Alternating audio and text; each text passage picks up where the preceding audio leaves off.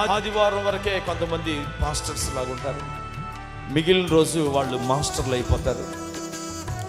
ఆదివారం వరకే ఏదో 4 మాటలు బోధిస్తారు, ఇక మిగిలిన టైంలో వారి సంఘమును గురించి ఎటువంటి బాధ్యత, ప్రార్థన ఇలాంటి ఏమీ ఉండవు. కొంతమంది సంఘాన్ని గాలికి వదిలేసి, సంఘాన్ని ఎవరో వాళ్ళకి అప్పగించేసి వీళ్ళు లేనిపోయిన పనులు పెట్టుకుని తిరిగే వాళ్ళు ఎంతోమంది ఉన్నారు. ఒకరోజు నీ పనిని గూర్చి దేవుడు లెక్క అడుగుతాడన్న విషయాన్ని మరిచి దేవునికి స్తోత్రం కలుగును గాక.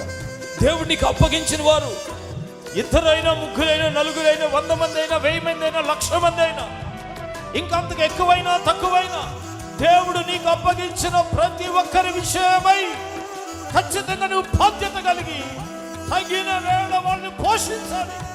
ఈ కృపా కాలం సంఘము సిద్ధపరచు కాలం ఇది. సంఘానికి దేవుని వాక్కు ప్రత్యక్షమగుతున్న కాలం. ఈ కాలము సంఘాన్ని నిర్లక్ష్యం చేస్తే ఎంత మాత్రం తప్పించుకోలేవు.